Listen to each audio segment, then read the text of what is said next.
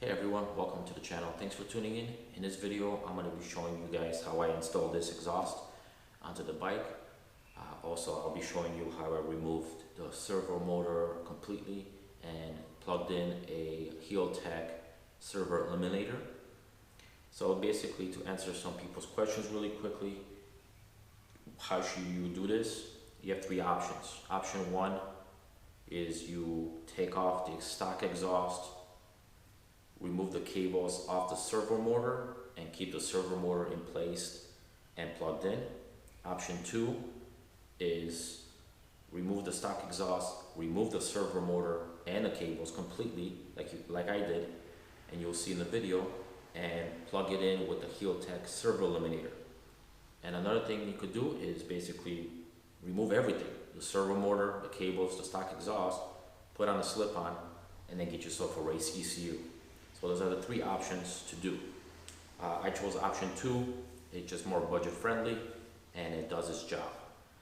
Just a quick note regarding the HealTech.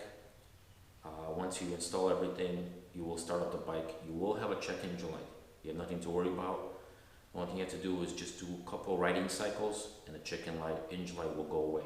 So basically you're going to take it for a spin somewhere, turn off the bike, turn it back on, take another spin, turn off the bike, and on a third time or fourth time, the check engine light should be completely off. So that's about it. So let's get to the video, and I hope you enjoy it. Thanks.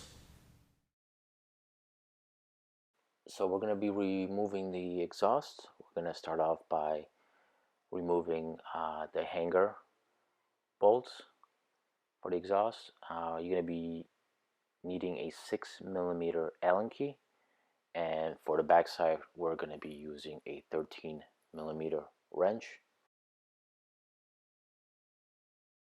And on the bottom side for the exhaust clamp, it's a 13mm bolt.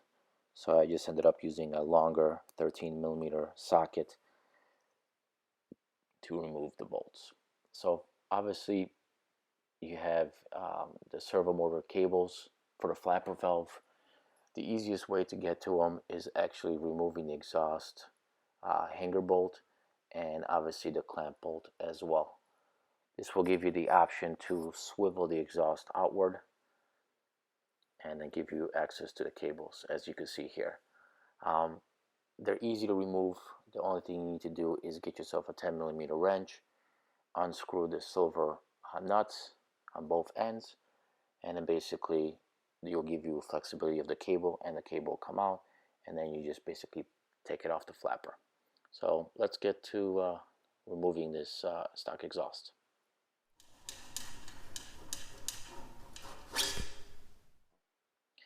Alright, so here's obviously the original clamp. We're going to be reusing it for later.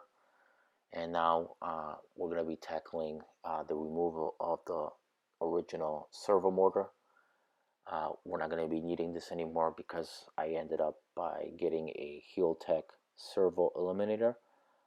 The reason for this is at this time I am not planning to flash the ECU, and this is just an option for you to put on as a plug and play, and it tricks the computer from throwing a check engine light just because it's missing a flapper, cables and stuff like that. So let's pull this out.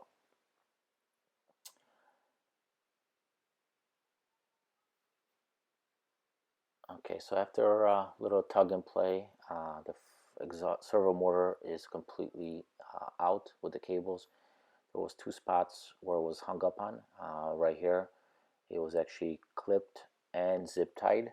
So here's the part that really going to take you some time, because I don't want to scratch anything up. So it's not a good access either. On this back side right here is just a clip for the cables. So you just unclip it, and then the cables become loose. To show you guys what it looks like, it's kind of like right here. It's a cable guide, basically. It's a clip for the cables. So right here, I reinstalled the original bracket that was holding up the servo motor. And the reason I reused it is because I just wanted to keep it clean looking, and also there was two cables that were attached to the bracket, and I wanted to install them the same way. And this way it also gave me a spot for the servo motor eliminator. So I just zip tied it around it, and that's it.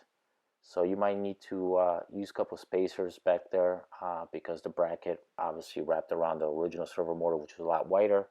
So I just put some spacers on there and everything worked out. Again, I just reused all the original hardware that came with the bike. Alright, so now let's get the new exhaust installed on the bike. I ended up cleaning everything with WD-40 and put on some gloves so you don't touch the titanium. I also ended up reusing the original hardware that was on the stock exhaust just because I thought it would look a lot nicer than the hardware that came with the new exhaust. So yeah, basically I snug everything out nice and tight. I started the bike, checked for leaks, and if there wasn't anything, just put everything back together and you're all done. So now let's go take it for a spin.